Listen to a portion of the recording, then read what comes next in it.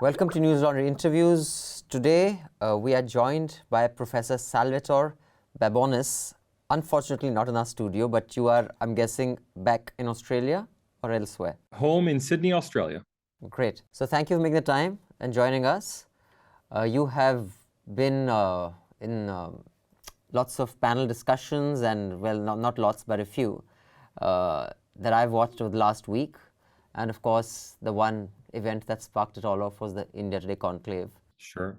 So how was your trip here? Did you enjoy it? Was it more fun than not fun? Than any Delhi belly, which is a condition, you know what Delhi belly is? Yes, of course. First, I didn't have the opportunity to enjoy it because I hardly left the hotel in Mumbai, and I spent all my time in Delhi in conference rooms. I just had that one trip to India Gate and the Khan Market that I was able to tweet out on Twitter. But no, I had no stomach illness. I think if you just eat sensibly and live a normal life, you'll be fine. I think all of these stories about warnings about India are probably 20 years out of date. Well, not so sure. But when you're here next, you should try some street food. So tell me, you know, other than, of course, Delhi belly, did you, from the time you came in to the time you left, I think there was a disproportionate amount of noise that just one event would ordinarily create, obviously because we live in polarized times, and of course the kind of commentary was most interesting for many people. Did you go back having learned anything more than you came in with? Did you have time for that at least? Do you think that you went in more informed about India than you did while coming in? I didn't learn much about India. I learned a lot about Indians. That is, I spent a lot of time having discussions with people. I was invited not just to that one event by India Today, but that resulted in a tsunami of further invitations. And so I lost track. I think it was something like 10 or 12 events while I was in Delhi. And then on top of that, I had a series of dinners with people, and everyone was calling me saying, I'd love to have lunch. I'd love to have dinner. Can I just stop by your hotel for a conversation? And that was really very gratifying to have the opportunity to talk to so many people, to hear what they had to say about democracy in India. So I didn't get to see the country at all, sadly, but I did get to meet a lot of good people. And what did they have to say? Did they agree with you? Did they disagree with you? Did they agree with your takes? Did they disagree? Or a combination of both? Oh, of course, a combination of both. But the most gratifying thing to me was to see people who were tired of hearing India downgraded and criticized on the international stage, to hear people who are tired of that from all sides of the political spectrum in India. I heard from everybody, from radical sociologists to BJP organizers, that they were sick and tired of hearing the way India was portrayed in the Western media, and thrilled that somebody was standing up with not just a counter narrative, because many people have complained about the rankings, but with a forensic explanation of why the rankings were actually wrong. Right. So, well, when it comes to the rankings, I mean, I won't really disagree with you. I think there are all sorts of problems with rankings, such as the ones that you critiqued. In my opinion, sometimes fairly, sometimes not. But I think where you took the conversation was in a direction that was like way, way beyond that mandate, and which is what I'd like to ask you a few questions on. So, I mean, sure. I completely agree with you on Indian democracy's resilience. It's phenomenal. And I think it is, completely destroyed the expectations of the West that this experiment of democracy in India will not survive.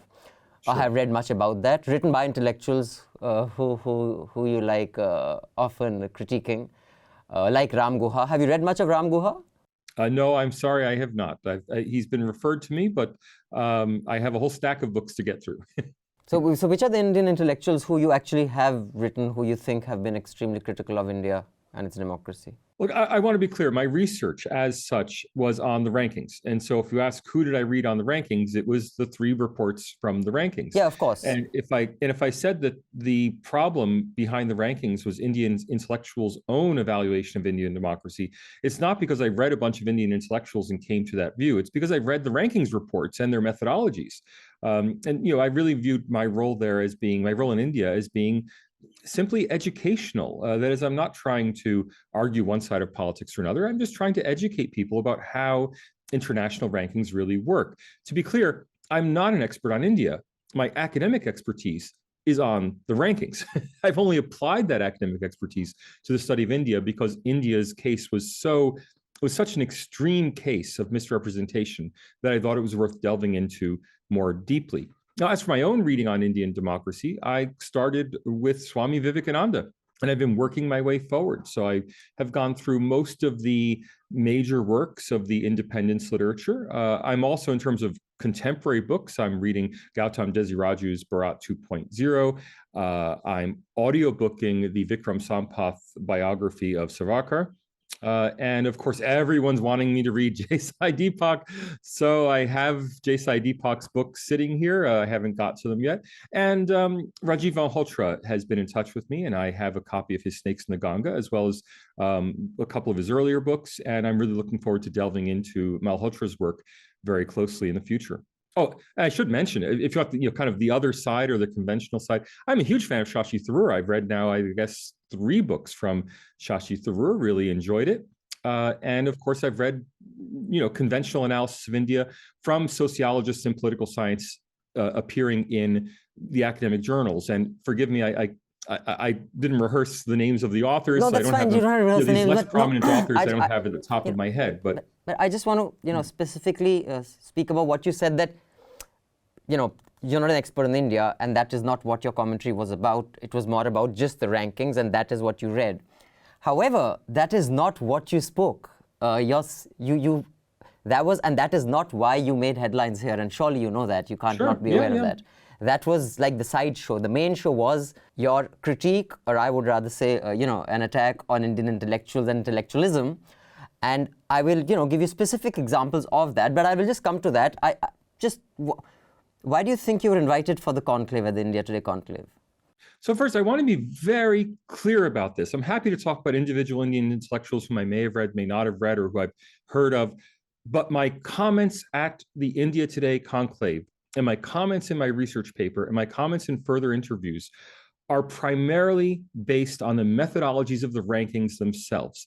That is to say, the negative evaluations of India reflected in the Rise of Democracy Institute ranking, the Freedom House ranking, the Economist Intelligence Unit ranking, the World Press Freedom Index. All of these are based on the opinions of Indian intellectuals.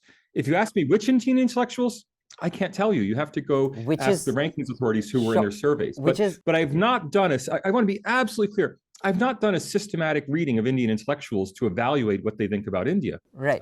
But your critique was about that. What I'm saying is, I get what you're saying about the rankings, and I get that. That file is closed. But your critique was not limited to that. You, in fact, specifically spoke about India's intellectuals, and I have quotes here, which I can quote back to you. Sure, yeah, Paul. We must be misunderstanding each other. So give me a quote, and I'll explain what the background was behind the quote. Okay, here's one example of what you said, that if you were to Google, is India a fascist country? All these results come up, which show that, oh my God, India is a fascist country. You said that if someone was to write an article, someone from the West who doesn't know much about India would Google that, and then they would come up with that example. And you spent a lot of time using that as evidence of India's intellectuals, running down India. And I'll come to that why they should or they shouldn't. You think that is a robust way to actually measure how India's intellectuals are kind of creating a narrative for the West? So first thing, if you actually do Google India is India a fascist state, the first item that will come up is Arundhati Roy writing in Al Jazeera about India being a Hindu fascist enterprise. Now, that's simply a fact from the Google search, right? And I have not done. Now, I want to be clear. I've not done a systematic analysis of Roy's writings. Roy, I'm sure, has said many things. Most intellectuals are very voluble in their speeches and writings. And of course, she probably said other things as well. But what you would find if you were simply a Western journalist who had to write, India's chairing the G20. Or for that matter, next year, Narendra Modi and Subramanian Jaishankar will be coming to Australia for the Quad meetings. if an Australian journalist has to cover India at these meetings and describe, they'll have to do a backgrounder, they'll need a paragraph or 2 paragraphs of background on India. The Quad is an alliance, or not an alliance, a agglomeration or a group of democracies. Grouping, yeah, sure. Well, that journalist will simply Google, Indian democracy. But these are the sort of articles that will come up. So that's what I'm talking about. I just want to be very clear. Sure. I've not done a systematic survey of the writings of Indian intellectuals. Which is why, but, did you Google, is Britain a fascist country, or is America a fascist country, or is Germany a fascist country? I Googled all of that. I even Googled, is Sweden a fascist country? Sure. And now here's how the internet works. Now, sure. I'd forgive this if you were, let's say, just a undergrad, wanted to get Twitter fame kind of person who gave that example. But as an academic, or, I'm guessing you are invited because you're an academic, and that is a certain level of intellectual elitism there. Sure. If you Google that for pretty much any country, and I will tell you what you get. Here's what you get if you Google, is America a fascist country, right? Of course, the first is British fascism and the Cora, which often comes up. Then there's an article, 14 signs that UK is becoming a modern fascist state. Britain on the path to fascism. Britain may not be a saintly nation, but it has certainly never ... I don't know what it goes to. Britain can be as prone to fascism as any other nation. Then I'll go, is America a fascist country? Is USA a fascist country? Fascism in North America. America is now fascism's legal phase, The Guardian. US is still on the way to becoming a fascist country. Chapter 32, fascist trends in the United States. Sure. You go for Australia. I can go on and on. Now, how it works is, how the internet works is that something that will get engagement, just like I'm sure you heard the congressional hearings with Mark Zuckerberg, where all those fuddy-duddies couldn't even understand how the internet worked. But someone as young as you should. The kind as of young stuff, as me, I like that. Yeah. So let me finish, Professor. Oh, sure. I thought you were finished. No problem. Take your time. It's your show. Yeah. So if you go to each of these, it is you would conclude all these are fascist countries. Now, I have a simple question for you. Is America a fascist country? Oh, no, it is not. Is Germany? No, it is not. Is Sweden? No, not. Are all the intellectuals of these countries running down those countries? Are they all anti-America, anti-India, anti-Sweden? Now, how the internet works is that anything that gets engagement, and in the politically polarized times we live in, that's the kind of nonsense that gets engagement, and it comes up-ranked. So all I'm saying is, when you made that very specific remark, now, right now you're saying it was off the cuff, but as an academic, and I'd forgive that if it was by, let's say, No, I'm going to stand by it entirely. Sure. Look, it's your show, and if you want to interview yourself, no one's going to stop you. No, that's fine. Go ahead. No, but I think it's important. This is pointed out. Point taken. I don't want to interview myself. I want to interview you. But it will take some time to actually dissect what you said and what was the science behind this, which I would forgive if it was just a Twitter troll seeking attention. But since it is a serious academic, it must be pointed out and will be pointed out robustly. Now, that is how it works for all countries. Unless India is an outlier, how can you use that example to conclude that India's intellectuals are anti-India? End of question. I will listen to your answer. All right. So first, your question is what we call a bait and switch. I was not using that statement that if you Google India, it will tell you it's a fascist country as evidence that India's intellectuals were... You did. You certainly did. We can debate that. I think I've already said repeatedly ad nauseum what my evidence were for the idea that India's intellectuals were the reasons for the negative rankings. My invitation to my audience to Google India was an illustration. Now, as you've rightly pointed out, you could do that for any country, or at least any prominent country, and find articles saying that it's a fascist country. And get the same results, Yeah. But we live in the West, in a very information-poor environment for India. So if a journalist in Australia, the Sydney Morning Herald or the Australian, wants to know, are these stories about Indian fascism really true? That person would probably Google, is India a fascist state, get some accounts from credible intellectuals, and be driven by that. If that same journalist, because of course Joe Biden is also going to come to Australia for the Quad meetings, if that same journalist wanted to know about American democracy, that journalist has a very rich array of already existing knowledge about American democracy. That is, the journalist is not going to do the Google search for American democracy. What's damaging for India is that India exists in the West in an information-poor environment. It exists in an environment where knowledge of India is very thin, and as a result, even a small number of articles can be very influential for readers. Now, India being a fascist country was merely an illustration. I think that was very clear. It's not cited in my research, but you can make of it what you will. And if you want to say that it was the primary evidence I offered, you can say that. It'll be wrong, but you can say it. On the other hand, if you do look at, if some journalist in Australia were to systematically look at the three most respected rankings produced by three highly respected institutions, The Economist, the Rise of Democracy Institute, and Freedom House, that journalist would find that India is a partially free non-democracy or electoral autocracy. And that's a problem for India. Now, that judgment from those organizations comes primarily, although not entirely, from India's own intellectual class. Make of that what you will. My suggestion that people Google the question, is India a fascist country, was an illustration. It was not the basis of my argument about Indian intellectuals. And if you want the basis of the argument, read the paper. It's all there. I'm just telling you what you specifically said. And oh, no, coming to your answer, I've also said that I'm a vegetarian. But I did not say that I'm a vegetarian in support of my argument about Indian intellectuals. Well, there are many things I've said. That's a little facetious, that argument. It is completely unconnected. I'm telling you specifically what you said and what followed, and we will provide a link. We will provide a link to your original provide a link. interview. I'm not hiding anything. It's fine. I'll speak, then you speak. We won't speak over each other because Indian channels are well known for speaking over each other. In fact, India Today, you should check out their prime time. It's a circus. But I'm a big fan of India Today. I used to work there when they used to do journalism a long time ago. I'm a big fan of India Today. But coming to what you said, that if a journalist would Google it, that's not how serious journalism works. I don't know about how academia works, but that's not how serious journalism works. That you Google something, you get some article. I'll just finish. Sure. And the bit about the logic being the same for all countries, but India being more prone of the misuse of that, is not the problem of intellectuals. That's the problem of how the internet works. So even that connection doesn't work. And I will give you one more specific example. As an academic, words are important. And absolute statements I'm not used to academics making, which I would forgive if one was a primetime anchor who just says all people are like this or everyone is like this. But a serious academic, I think, is a different matter altogether. You said specifically, all rich countries are democracies. And I was aghast when I heard that. I mean, I was like, it's not even close to true.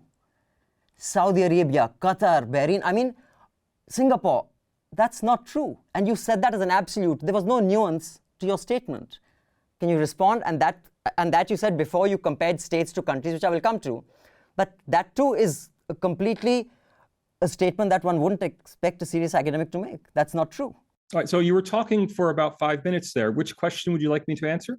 I'll come to both, but the one about all rich countries are democracies. All right, so you gave some examples. Saudi Arabia is not a rich country. As a GDP per capita, off the top of my head, I'd say about $8,000 per year. Singapore is a kind of democracy. We could debate that. Now, there are some micro-states that are non-democracies. So if you want to quibble over things, you could say there are some rich micro-states that are not democracies, and I would shrug my shoulders. On the other hand, you literally just said that it's not even close to true that all rich states are democracies. I'd say it's very close to true as a generalization. I'd also say that in verbal discourse, we obviously use different words than we use in written discourse. I hope you would be aware of that.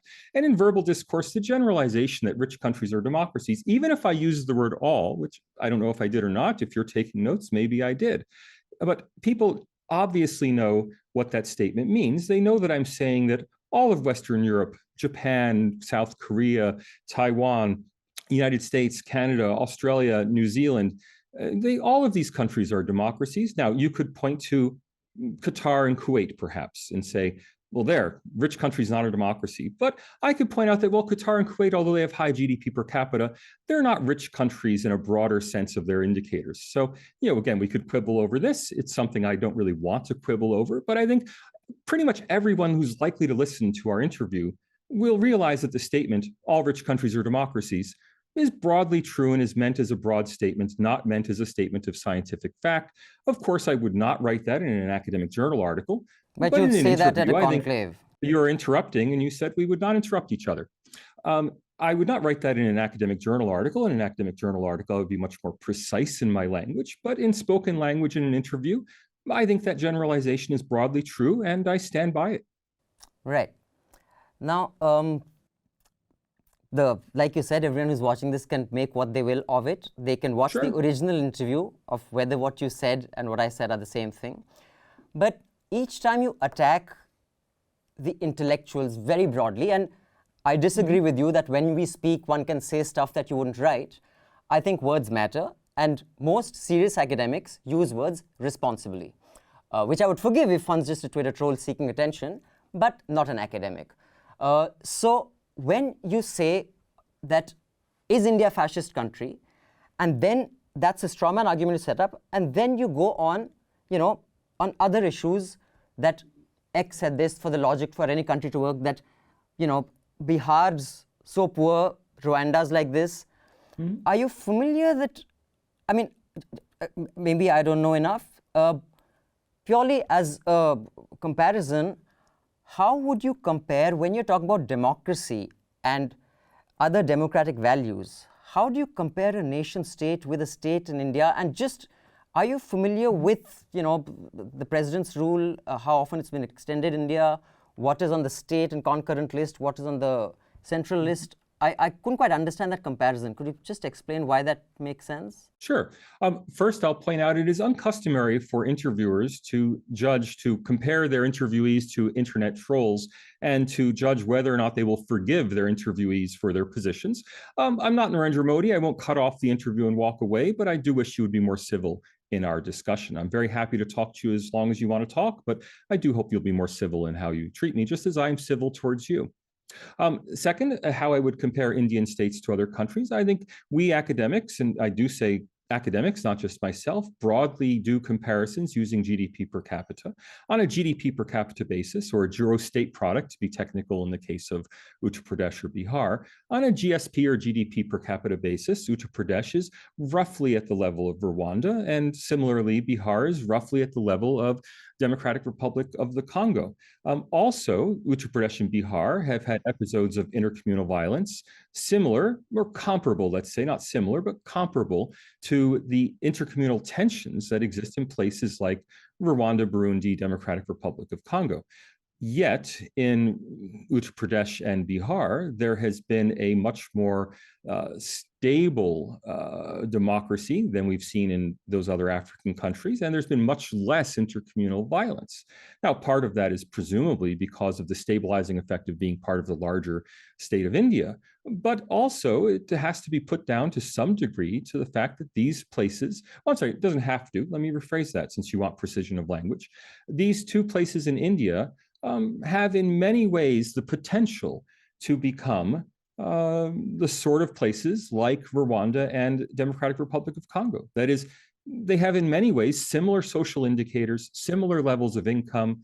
Well, why do we have such better outcomes in India? Now, I think it's remarkable that we have such better outcomes in India, and it's something I want to study. If you don't think it's worthy of study and you don't think it's remarkable, of course, I encourage you to do your own research. I don't see any problem there, but I don't think it is uncustomary to do an analysis of a region of one country with a actual nation state elsewhere. And in fact, as a comparative sociologist, it's something I've done routinely. For example, in my other work, I've compared the northeastern United States to Germany. I've compared California to Japan. I've compared the southeastern United States to Eastern Europe. In what context?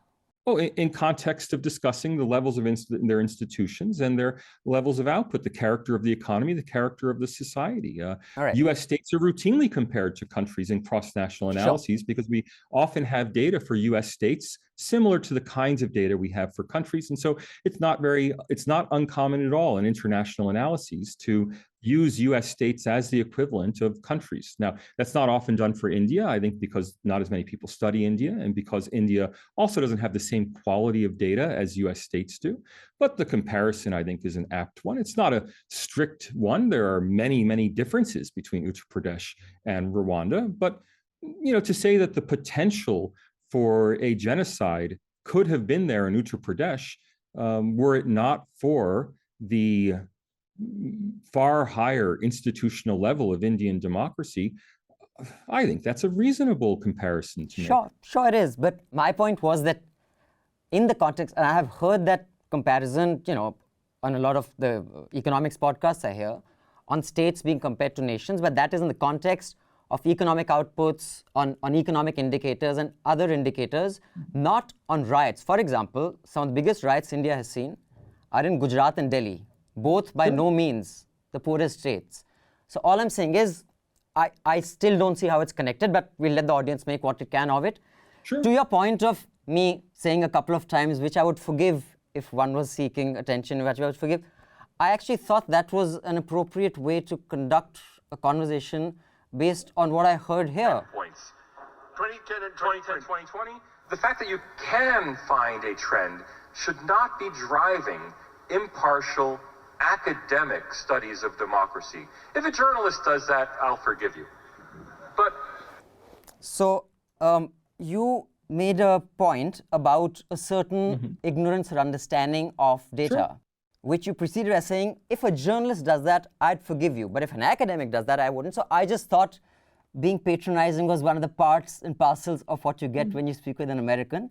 So I was just trying to fit in. I will stop if it upsets you. It doesn't upset me, but I just thought that was the kind of conversation and language that was being used by you. But it's interesting to see that when the same language is used when one is talking to you, it upsets you quite a bit, doesn't it, Professor?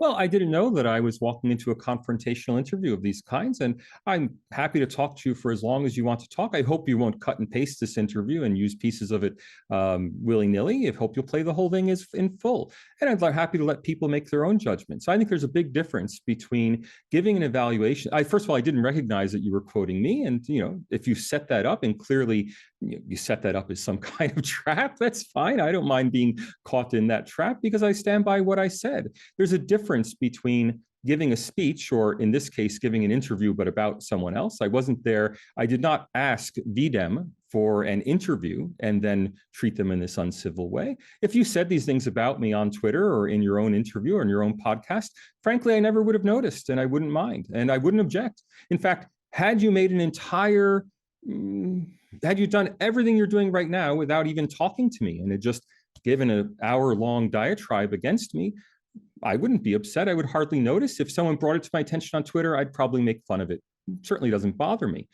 But I hope you will realize, and I assume you're a journalist. I should ask you, are you a journalist? I don't describe myself as a journalist anymore. I describe myself as a news professional. I used to be a journalist, but I'm a complete jock, so I'm not an intellectual or a journalist. I don't take this personally.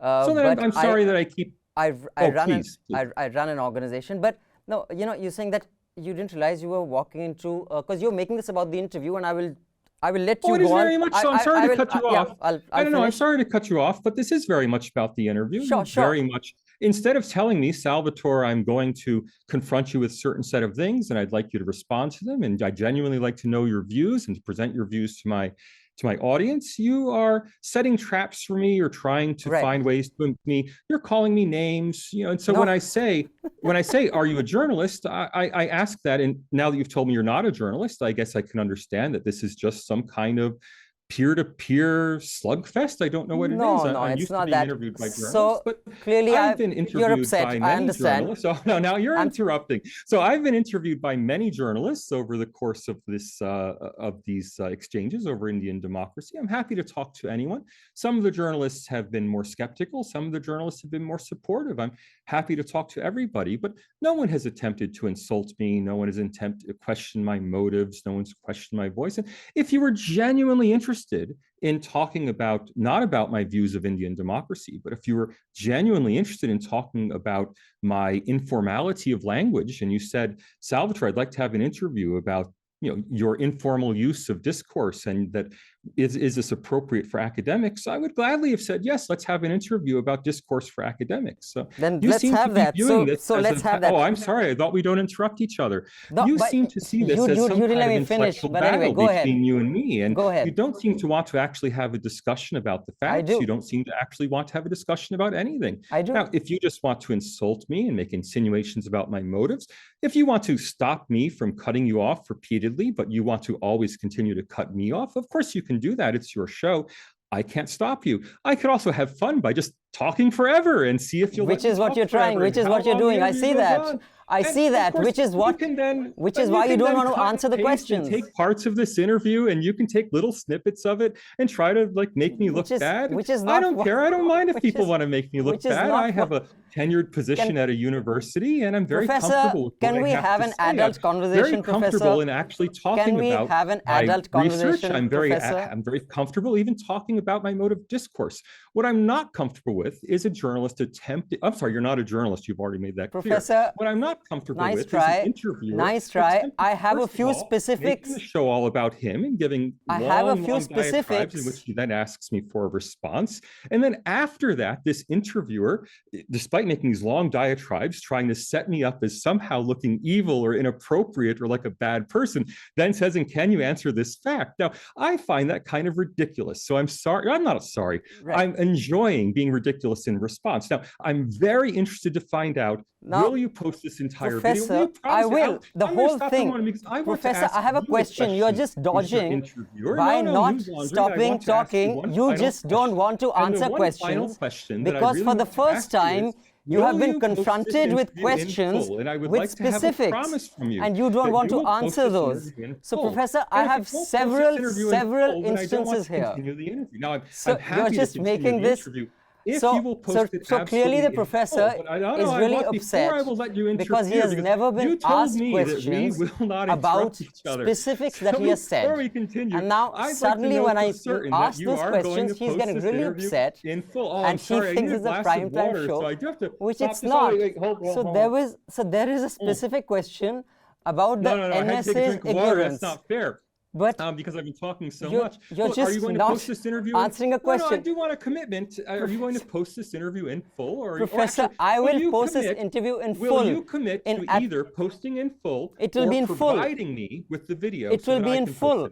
This interview will be posted in full. Now, here's what I'm saying. Including my diatribe. Yes, everything. There will be no cut. Just let me finish. Now, the thing, Professor, what you're doing is... talk all you want. Professor, what you're doing is... and nice try, but you're trying to turn this into this shouting match. I don't do that. It won't work with me because that's not what I do. The whole interview will be posted in full. Let me tell you how News Laundry works. And it was rather, and see, the thing is that I got the passive aggressive, oh, sorry, you're not a journalist. That's a childish way of being aggressive, which is fine. No. Everything's fine. That's fine. It's fine. I don't mind. You told me you I don't mind, Professor. All I'm saying is, when you said you have never been asked these questions and you didn't know this was a confrontational interview, maybe you're not aware of what an interview is. There will be some level of confrontation, which is fine. I mean, you may not get that on India Today, but serious journalists disagree with certain things the other person says. Sure. They give specific instances of where and why they disagree, and they allow the person to put out whatever is their version, and the audience can decide, which is what I'm doing. Now, if you think that's rude, that is just how interviews work. At least they used to when I was a journalist. I don't know what kind of interviews they used to now on the kind of platforms you're on, but I will give you one more example.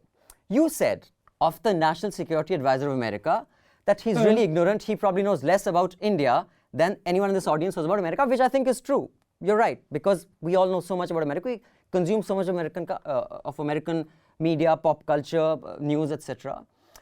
Now, but you went on to say that if it wasn't for the Russia veto, based on the kind of information available about India on the internet, we would be declared a fascist state by the United Nations.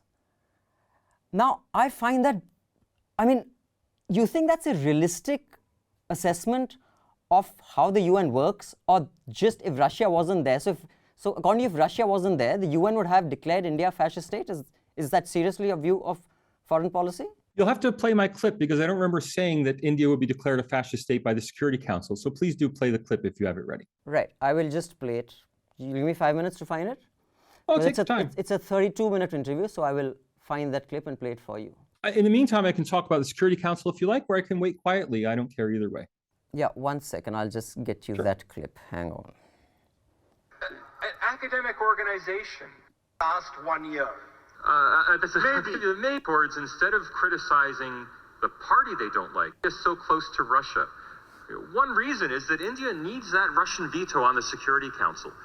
Otherwise, India will be cast in the United Nations as a fascist state. Is that okay? Okay, perfect. So specifically, you said if Russia didn't have the veto, we would be. So I will tell you one thing again, Professor. I don't know what kind of journalists are used to at India Today, but I don't make stuff up. Whatever I say, I have very carefully read, watched, and anyway, yeah. So go ahead. So you really think that is a realistic and a, at all sensible framing of how these things work of foreign affairs? So first, I apologize. I was wrong about my own memory. We don't always remember things properly that we've said, especially when we're talking live in an interview as opposed to with prepared remarks.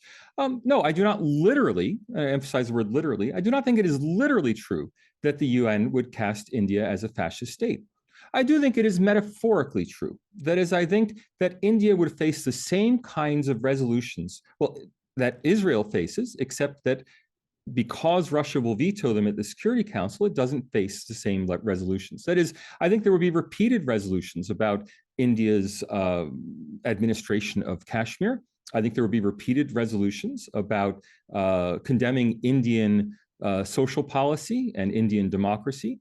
And I think India doesn't face those resolutions, at least doesn't face it to the level they do, because there is an effective Russian veto on the Security Council in favor of India. That is, Russia will veto resolutions that are put forward that would condemn India, and so the resolutions don't come forward. Now, would the resolution literally say, resolution of Security Council, India is a fascist state?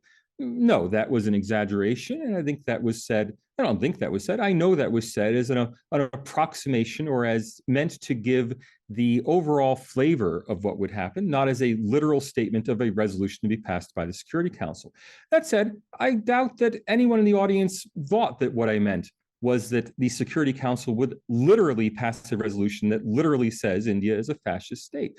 There would, I think, be resolutions that would be vehemently anti-India that would get through the Security Council, would probably be abstained on by the US, Britain, and France, maybe voted for, maybe abstained on by China, and that would, if Russia were not there to veto it, ultimately potentially pass the Security Council. So I stand by the sentiment of what I said.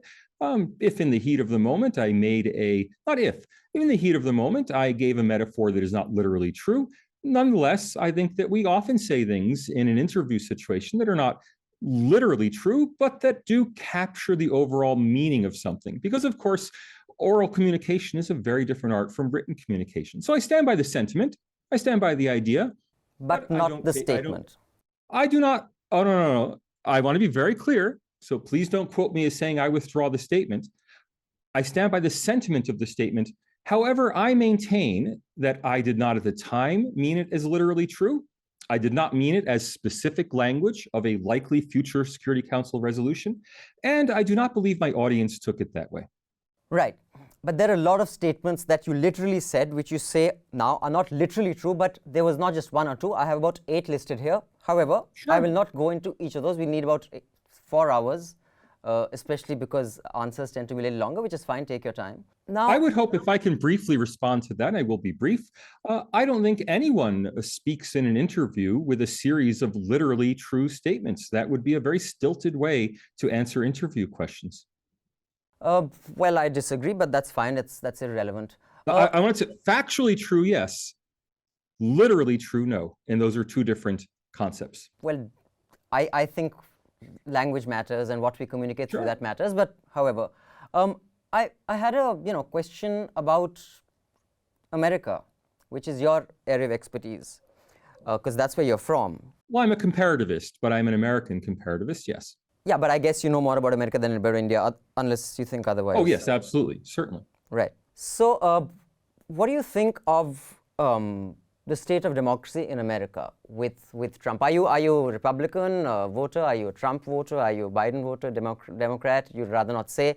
Just want to get an idea of what's your view of American democracy. I'm politically independent, and I don't support either party on a regular basis. Who do you vote for last? I don't want to talk about my specific voting decisions. I don't think that's anyone's business. We have a secret ballot. Okay. Yeah. A lot of people, declare it without getting upset, but that's fine. I've not actually. I will tell you that I've not voted since I moved to Australia. So if you're meaning to imply who did I vote for in the 2016 or 2020 election, the answer is I've not voted since I moved to Australia. And I can give you the philosophical reasons behind that if you'd like to go in that direction, or not waste your time if you'd like to go in other directions. I actually like to know, what do you think is the state of democracy and democratic values in America? I think American democracy is very healthy, and that's what a lot of people call the now I'm searching for the word. Called not the tension, not partisanship, not division. I'm looking for the word. Well, you know what I mean, even if I can't find the exact word. What many people see as a problem in American democracy, that the two sides are highly divided, I view as a positive thing for democracy. I think most voters need clear choices, and that the American system, for the last two presidential elections, has thrown up very clear choices for voters who are able to make a decision about their future. As H.L. Mencken, the American newspaperman of the early 20th century said, he said, democracy is the theory that the people know what they want and deserve to get it good and hard. Now, he meant that as kind of a bad thing about democracy, that people should get what they deserve if they vote the wrong way. But I would turn that sentiment around into a good thing, that people do know what they want. And if you don't have the opportunity to know what you want, that is, if you're not giving clear choices between very different alternatives, you can't have an effective democracy. So I'm very positive about American democracy. Now, I do have complaints about the Joe Biden administration and its weaponization of the FBI. I'm very disappointed in that. We can go into that further if you want. But the overall health of U.S. democracy, I do think, is very robust. And you think someone like Donald Trump represents democratic values in a robust way that you would expect from a democracy like America, as old as it is? The question is not, your question can be what it is. The question for me is not, does Donald Trump personally represent democratic values? It should be, is Donald Trump a positive force for American democracy? That I do believe. I believe that vehemently, that having such a clear alternative, that is, everybody knows whether they like or don't like Donald Trump. And that makes voting a very clear exercise. Donald Trump's been extraordinarily extensively investigated, reported on. There's probably very few people in history who we know more about than we know about Donald Trump. That means people can make a real choice about whether they want him or not. Democracy is not about having a good president. Democracy is about having the president the people want. And so, yes, I think Donald Trump has been good for American democracy. I don't agree with everything he's done in office. On the other hand, I agree with a lot of what he did in office, and I'm glad to hear that he's going to be running again in 2024. Yeah, I figured you would be, but I just want to ask my question again. You said that it's good, people can decide one way or the other if it's, polarized or not. I'm specifically saying polarized, that's the word I was looking for. Thank you. Thank you. Because leadership matters, and what leaders think matters, and what leaders say matters, because they set the stage for the values that would be the predominant values in popular culture and popular media and popular communication, as long as they have that pulpit. So I disagree. I will, okay. So my question is about Donald Trump specifically. You think American democracy is robust because of him, or in spite of him, or he doesn't matter? I think he makes American democracy more robust than it would otherwise be. All right. Even though he thinks that the Constitution, parts of it should be junked, he just said that. I don't know what Donald Trump thinks about the Constitution. And if you've queued up things that he said, you can quote them if you want. But politicians say lots of things. Again, they're not always meant to be taken literally. I know many Democrats, many very prominent Democrats, believe the Second Amendment should be junked. Now, they may not use the language, parts of the Constitution should be junked. But if I were so minded as an excerpter of statements, I could take any statement that the Second Amendment was old-fashioned or should be discarded. I could take that as a statement the Constitution should be discarded. And I'll tell you the exact statement, but I mean, this is not the first time. If you want me to judge I'm happy to judge an exact statement of Donald Trump if you want to give it to me, but I'm not sure what that has to do with me. No, I would have thought that. No, I just like to know your politics, because I'd like to know where you're coming from, because a lot of what you said, and I know you kind of are self-aware of it, but I don't know if you're self-aware enough, because you have acknowledged that, there will be a certain resistance when this white American, as is America's habit, they walk into any country and, tell that country, how they should think, feel, behave. So I don't know if I may have said that. I don't remember saying that. If you want to pull out the quote, no, I said that's not what you said, but you said I'm aware that me talking about India to Indians would not be, and there is good reason for India to be a little skeptical about that. You were self-aware of that. I'm saying you did acknowledge that. But do you think that having acknowledged it, that, this person who's not from India coming in and talking about India, there will be certain people who will push back?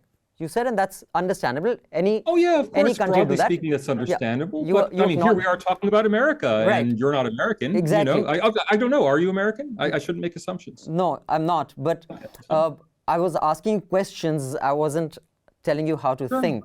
Big difference. But I'm just saying, while you acknowledge that, do you think there is still reason for a lot of Indians to feel like when I asked you that, which intellectuals do you think particularly had a problem with? You said you haven't gone into that primary, you just are basing your comments on the 3 reports.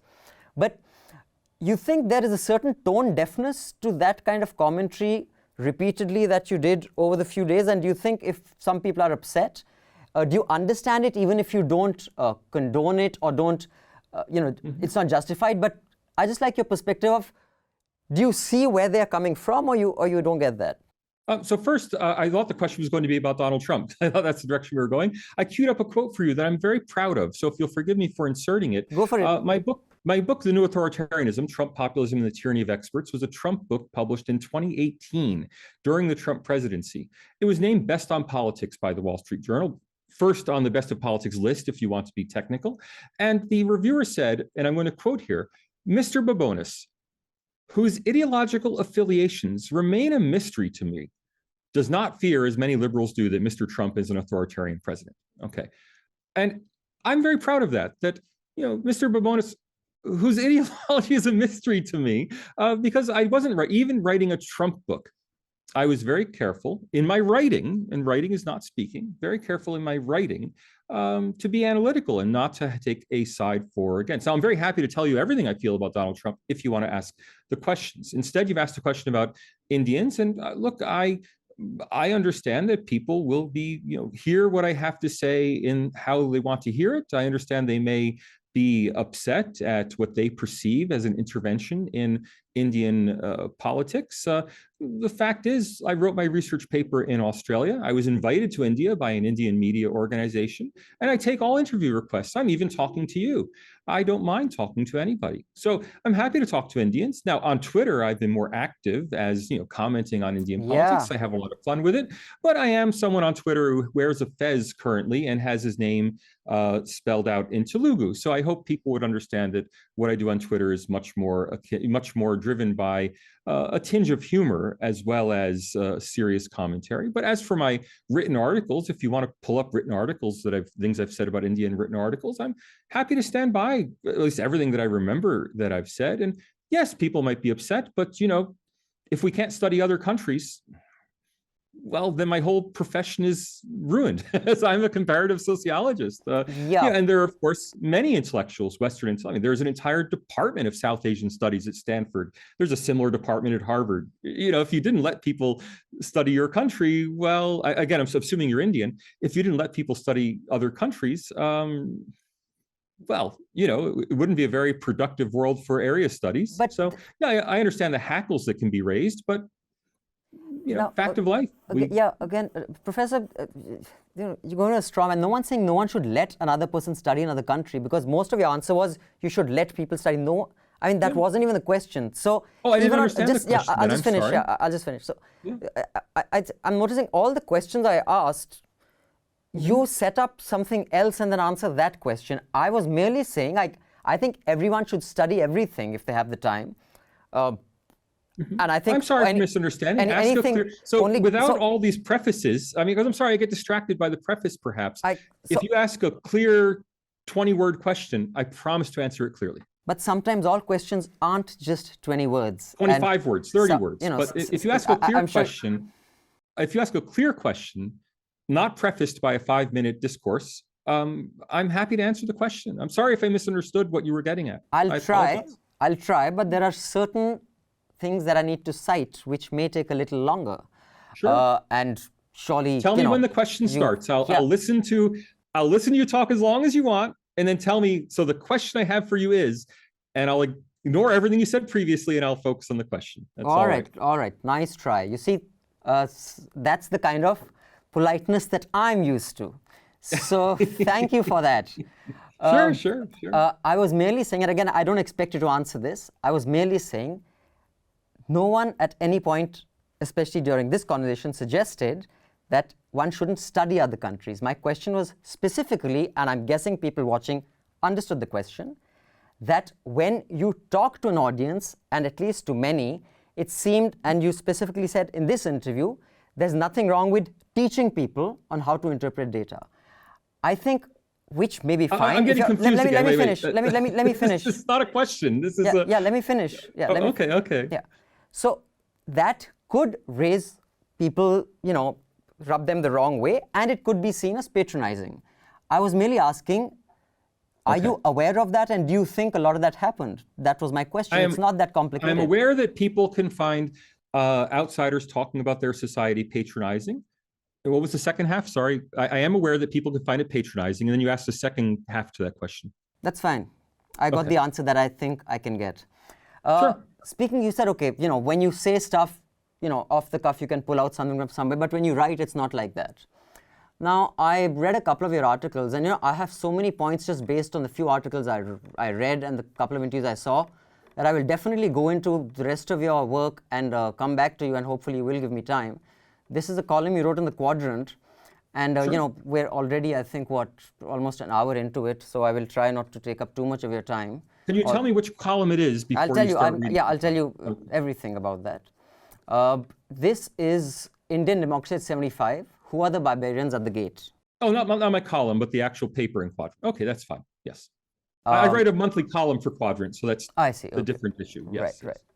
So in that, you have, on one occasion, and I was just curious to see where you got this from. And I get, like you said, you're not from here. There's a lot of nuance that one will not expect you to get. You said, Mr. Modi has recently made the recruitment of poor Muslims to the BJP an electoral priority. And the BJP is well known for not fielding Muslim candidates. I mean, they're almost completely missing. And you notice I said the word almost, because while they don't give them tickets, I will not use an absolute phrase, because as journalists, when I was one, and I had a very good teacher, Madhu Trehan, who was the founder of the magazine which invited you. Madhu, she set it up back in the 70s. She was my boss when I worked there.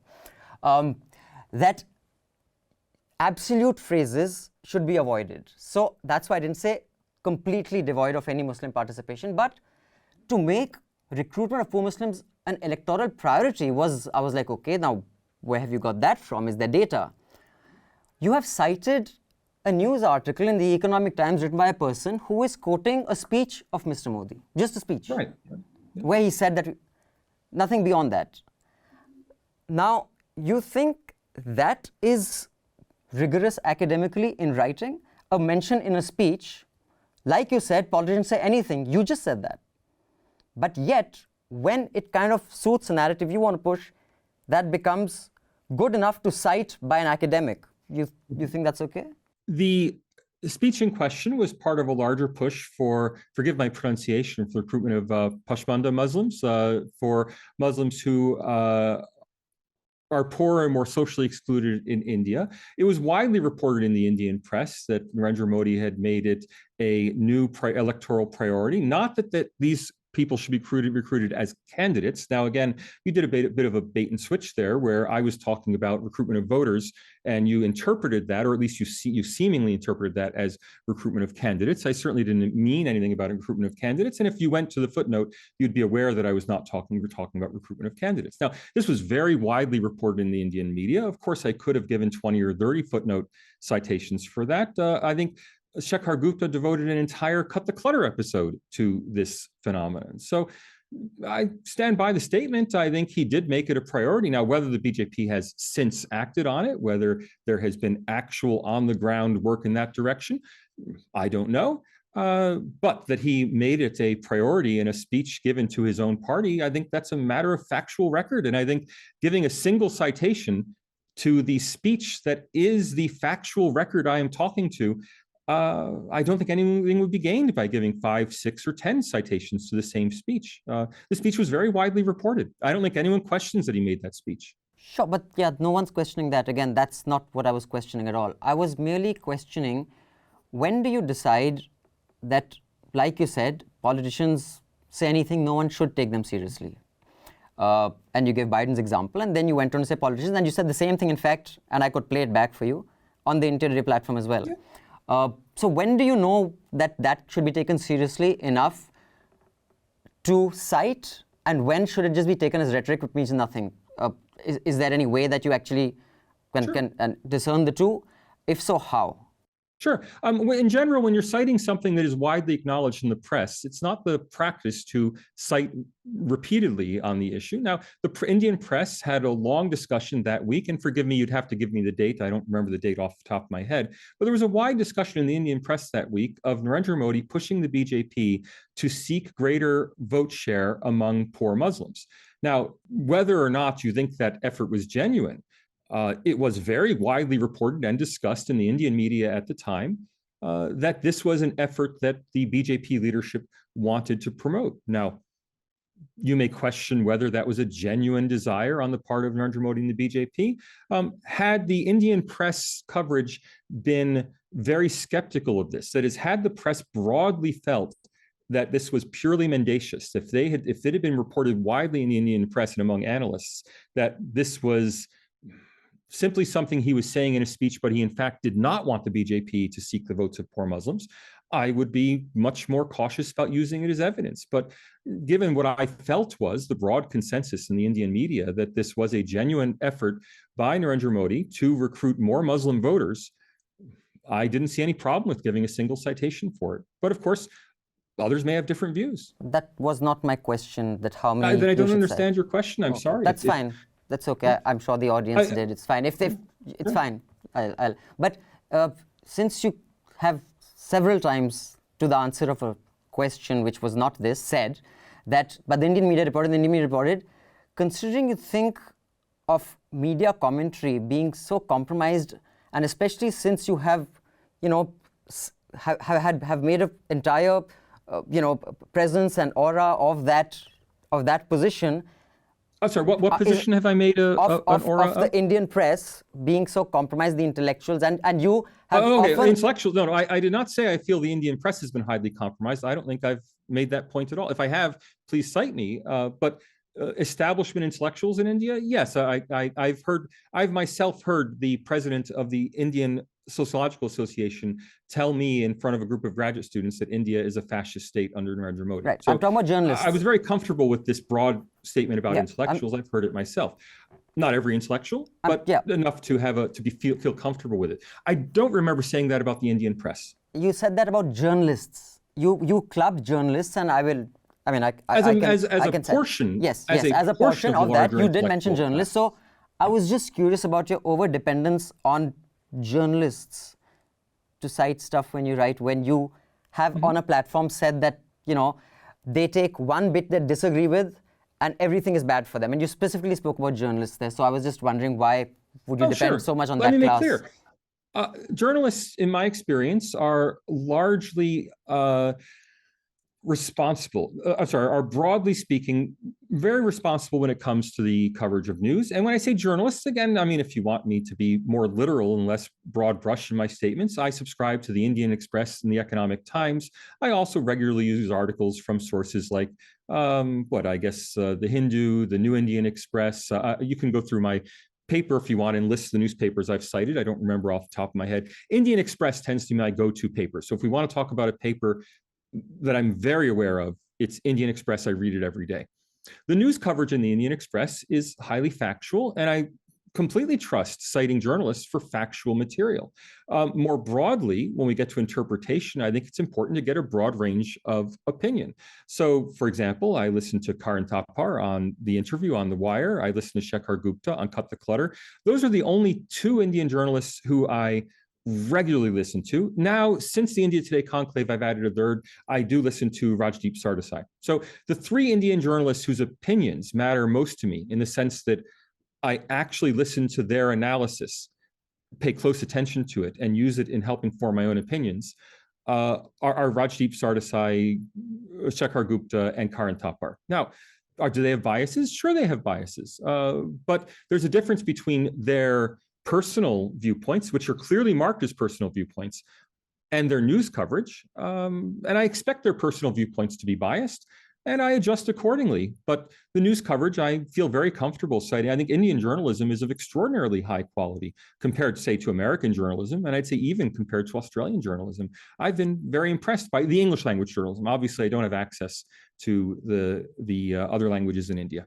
I saw on your Twitter, I mean, you posted 2 Tucker Carlson I'm a big fan of Tucker. So you think he's a fantastic journalist? Okay journalist? Mediocre? No, I think he's a very entertaining analyst who presents important information that is often buried in the media. And to be clear, for people who may only know him by name or may not know him at all, Tucker Carlson Tonight, his program, was created as a program to analyze news coverage. That is, it's not a news program as such. It is a meta program. It's a program poking fun at or exposing or expressing Tucker's political viewpoint, mostly on the coverage of other media.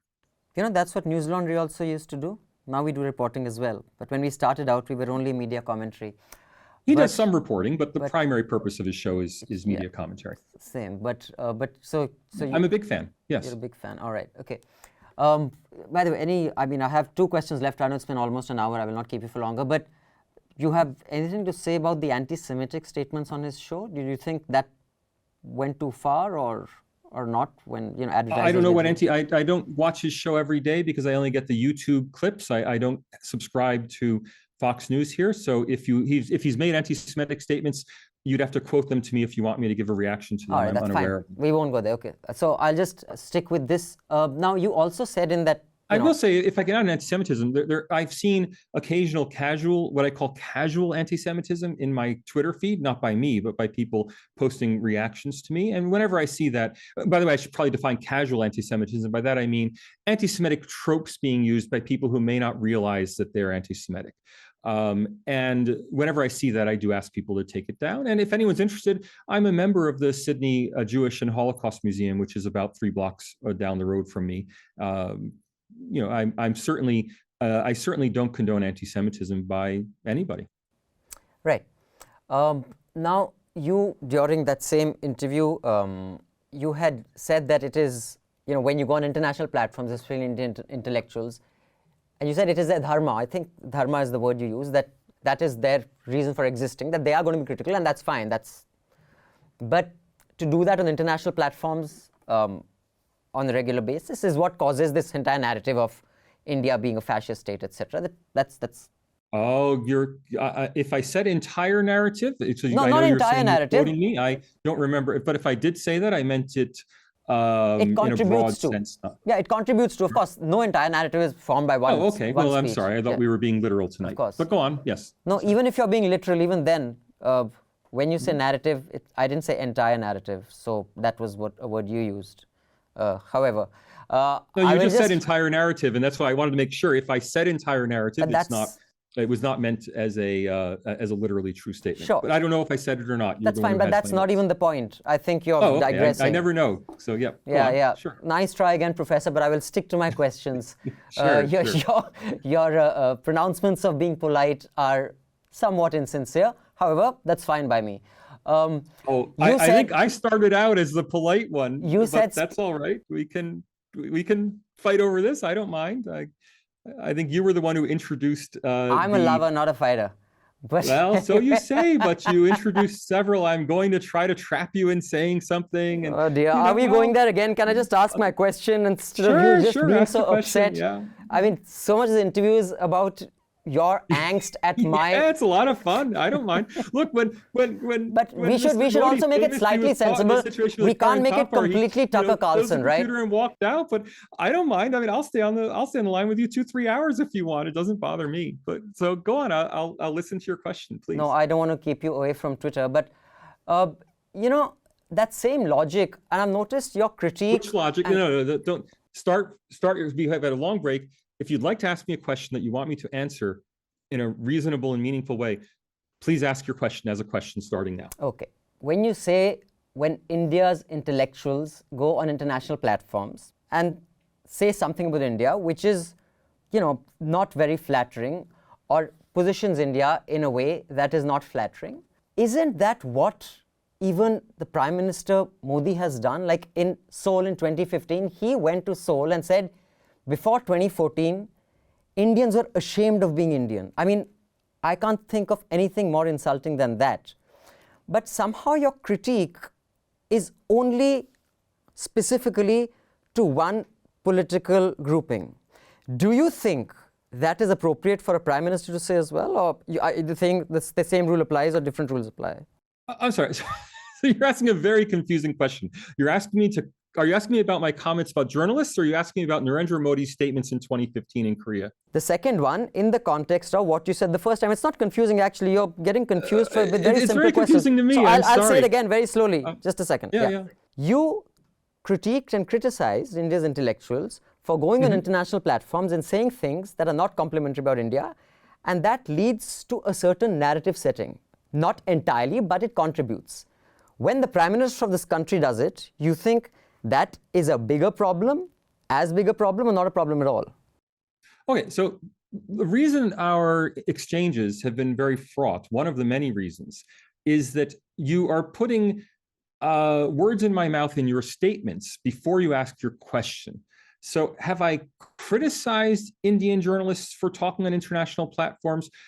You may be able to pull out a quote where I've done so. I don't remember doing so. Now, I do remember explaining that when Indian journalists, when an Arundhati Roy says in international media, international press, that India is a fascist state, I explain that, of course, we in the West, who maybe, if you're a literary fan in the West, maybe one of the few Indian literary figures you know is Arundhati Roy, and so when she says that, and you think, I know this person, and this person has this opinion, well, that explains why Westerners may get that impression of India.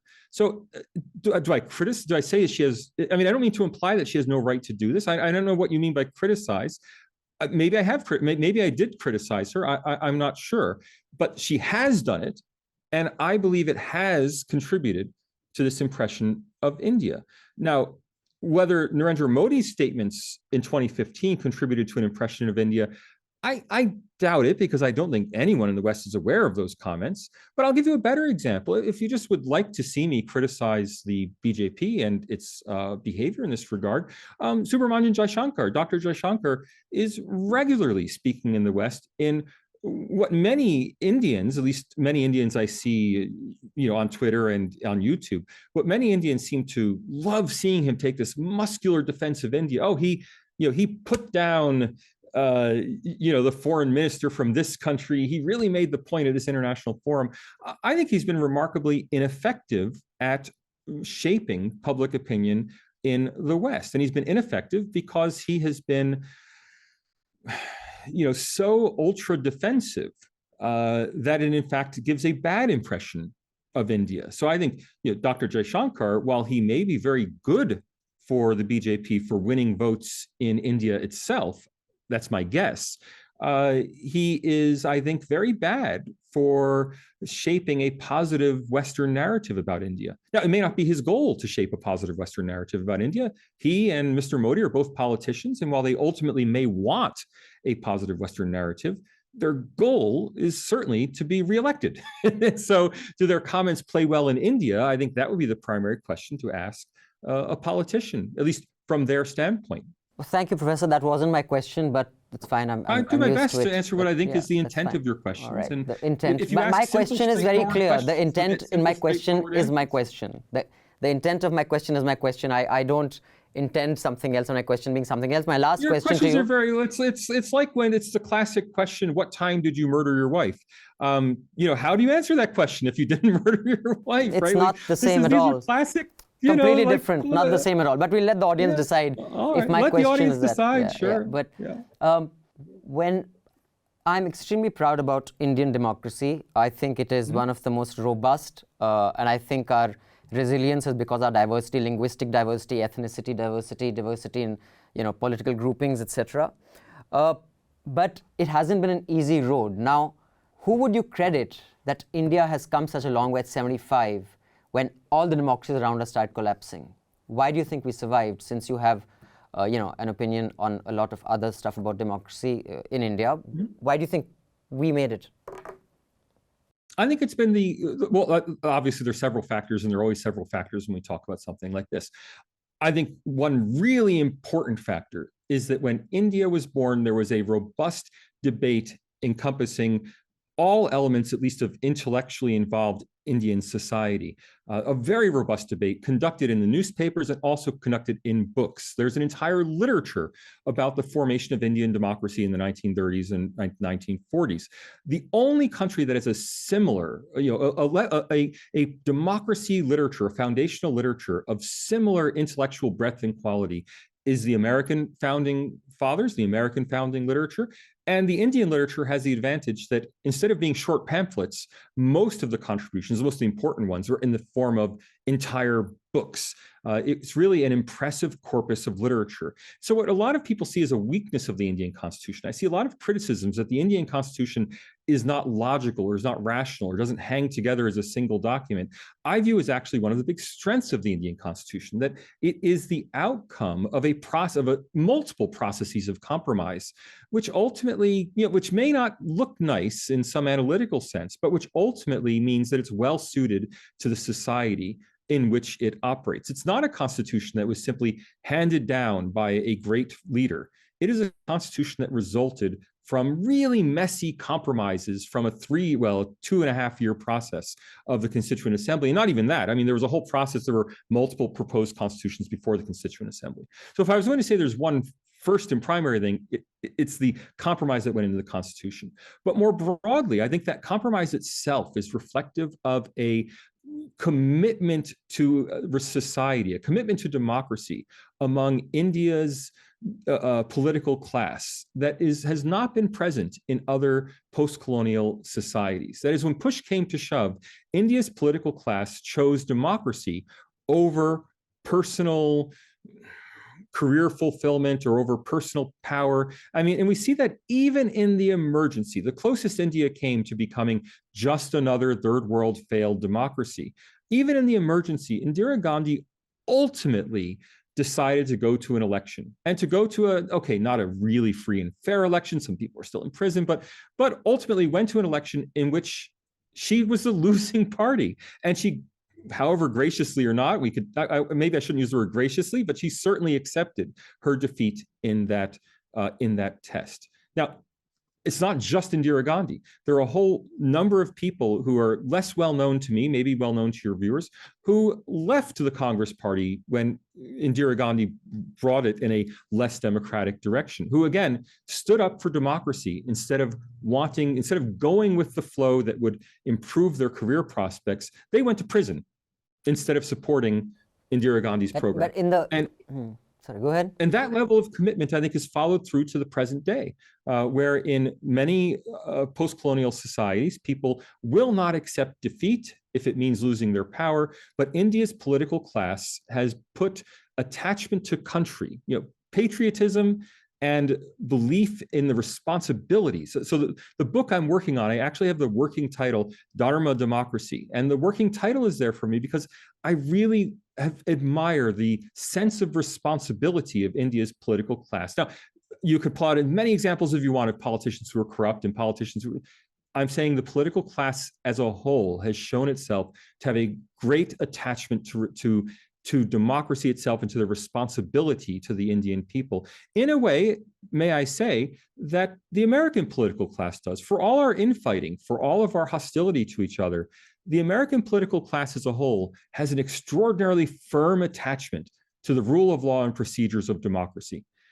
That's what I see in India, and I think that is something very distinctive about Indian democracy that makes it different from virtually every... Now, I know you don't like categorical statements. I haven't studied in detail every developing country democracy, but it is strikingly different from those that I have studied and from what I know of other countries' historical trajectories. Do you think another 6th of Jan can happen in America?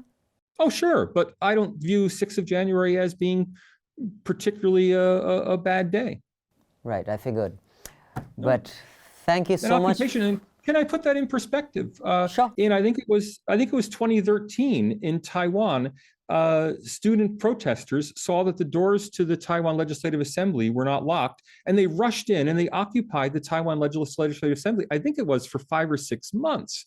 Now, this occupation of the Legislative Assembly in Taiwan, which prevented the legally elected government from passing legislation, was highly disruptive to the government of Taiwan and was done by the students for the purpose of overthrowing KMT rule in Taiwan, is widely lauded among my colleagues in academia. There are entire books about how the Sunflower Movement was a pro-democracy movement in Taiwan, despite the fact that it disrupted the legally elected government of Taiwan. So I'm just putting things in perspective. An occupation of a building, well, I don't endorse it. I don't endorse the Taiwan Sunflower Movement, and I don't endorse the occupation of the Capitol, U.S. Capitol, on January 6th.